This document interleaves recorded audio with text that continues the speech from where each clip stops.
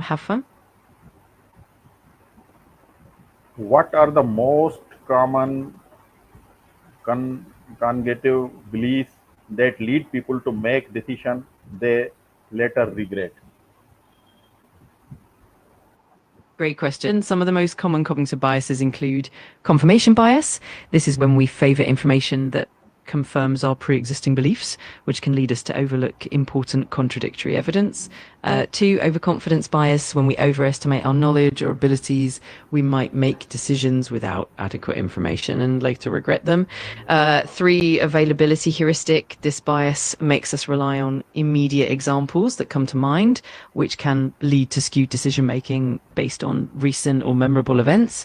Four, anchoring bias. This occurs when we rely too heavily on the first piece of information we receive, even if it's irrelevant, which can skew our decisions.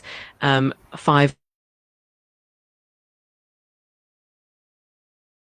as we've already invested, even when it no longer makes sense. These are just a few examples, and understanding them can definitely help in making more informed, regret-free decisions.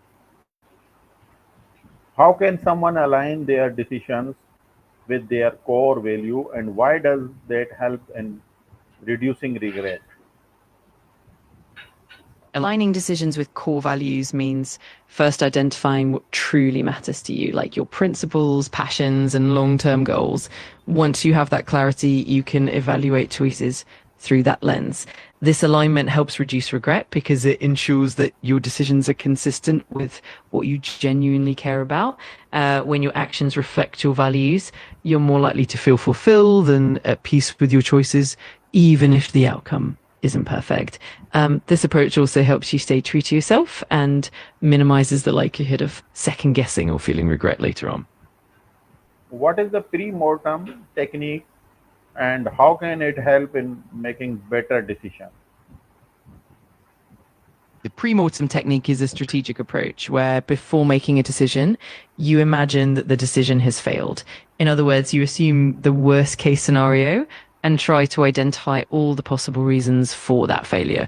By doing this, you can uncover potential pitfalls and weaknesses in your plan that you might not have considered otherwise. It helps you proactively address issues and improve your decision making by making your plan more robust. In essence, the pre-mortem allows you to foresee problems and take corrective actions before they happen, ultimately leading to better, more confident decisions and reducing the likelihood of regret. How does regret awareness influence decision making, and how can we contract it? Regret aversion is a psychological bias where people make decisions in a way that minimizes the possibility of future regret. Essentially, it means that people might avoid taking risks or making bold choices because they fear the negative emotions associated with making a wrong choice. This bias can lead to overly conservative decisions, missed opportunities, and a lack of growth. To counteract regret aversion, one can reframe perspective, focus on the potential benefits and growth that come from taking a well thought out risk rather than just the potential negative outcomes. Two, practice mindfulness. Being mindful helps you stay present and reduces anxiety about future outcomes. Three, emphasize learning. View every decision as a learning opportunity, even if it doesn't turn out as expected. There's always valuable insight gained. Four, limit options. Sometimes having too many choices can increase anxiety. Narrowing down options can help make the decision process more manageable. By implementing these strategies, you can make more balanced and confident decisions and ultimately reduce regret.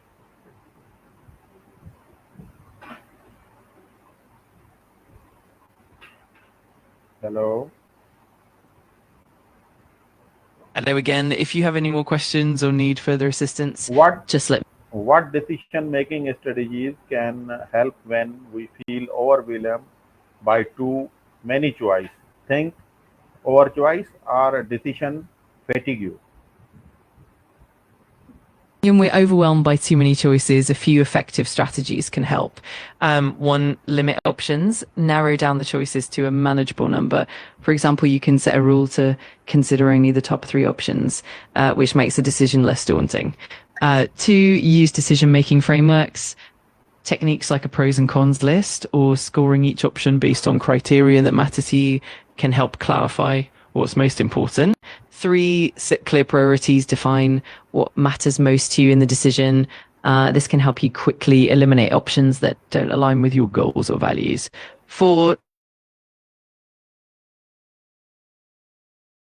clear your mind and reduce decision fatigue. 5, seek input but stay selective.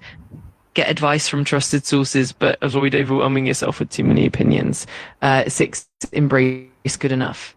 Sometimes aiming for a satisfactory option rather than the perfect one can reduce stress and help you move forward more easily.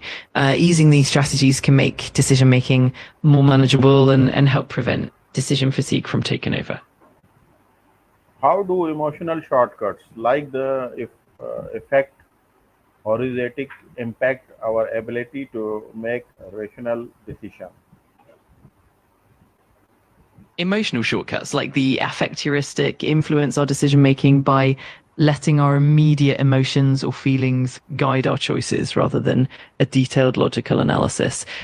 For instance, if we feel positively about something, we might overestimate its benefits, or if we have a negative emotional reaction, we might overlook its positive aspects. This can lead to biased judgments where emotions cloud our ability to objectively weigh evidence. For example, we might make impulsive decisions when we're excited or anxious rather than taking the time to consider all the facts.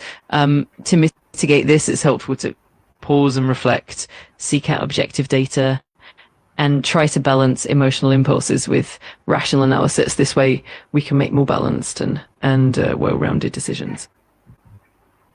What role does self-compassion play when a decision doesn't go as planned?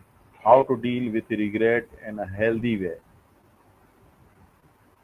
Self-comparison can significantly impact how we perceive our decisions, especially when things don't go as planned. When we compare ourselves to others, we might feel inadequate or focus on what we perceive as our shortcomings, which can amplify regret and self-criticism. To deal with regret in a healthy way, it's important to practice self-compassion. This means acknowledging that everyone makes mistakes and that setbacks are part of growth. It's also helpful to reframe the situation as a learning opportunity rather than a failure. Reflect on what you can take away from the experience and how it can inform future decisions.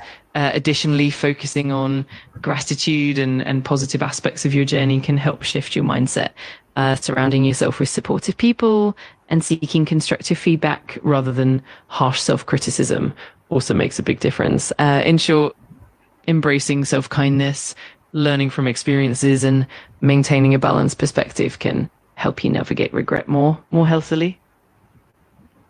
How can we use a decisional balance sheet, pros and cons list effectively improve our decision quality?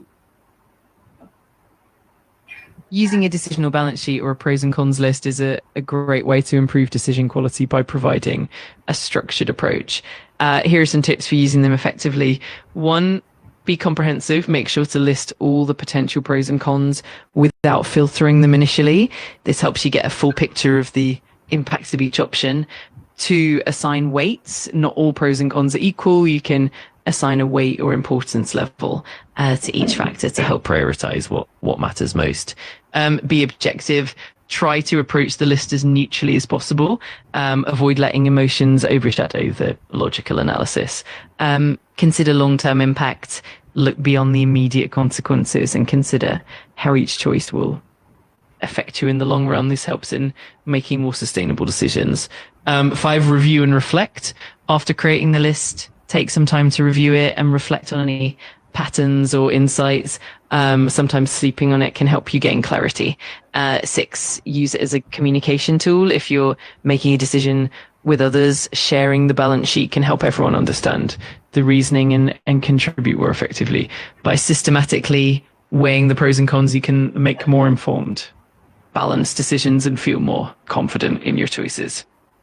What is the regret minimization strategy, and how can it guide life-changing decisions?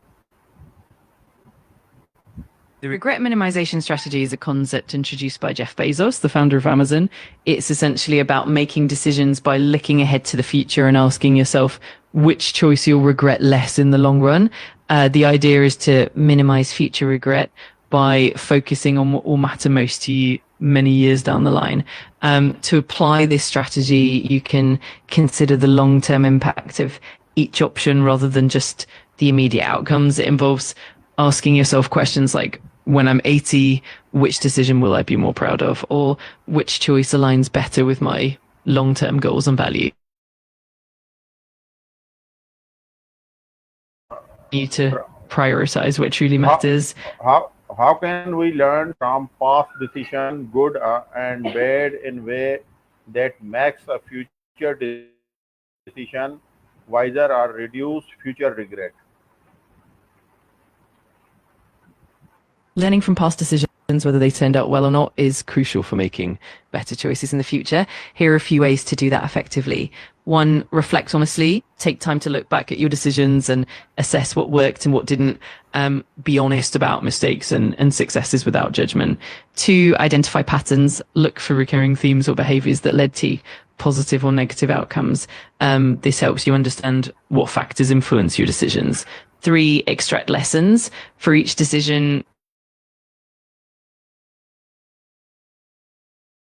work, understand why and how you can avoid it in the future. 4, adjust strategies. Use the insights gained to refine your decision-making process. This might mean setting clearer goals, seeking different perspectives, or being more mindful of biases. 5, cultivate self-compassion. Be kind to yourself. Recognize that mistakes are part of growth and that every experience contributes to your wisdom.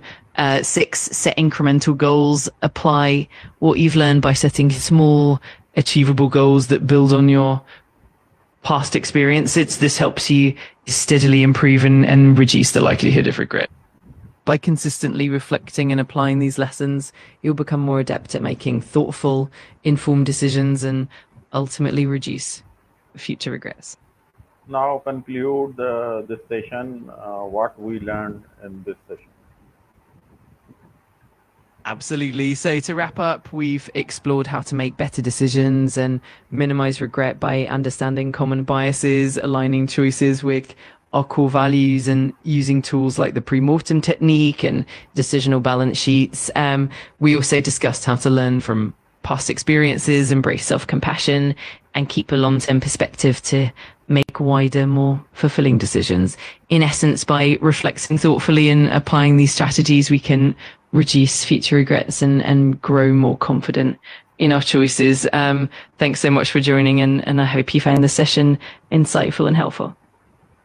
Okay, thank you very much. You're very welcome. If you have any more questions in the future or need further assistance, just let me know.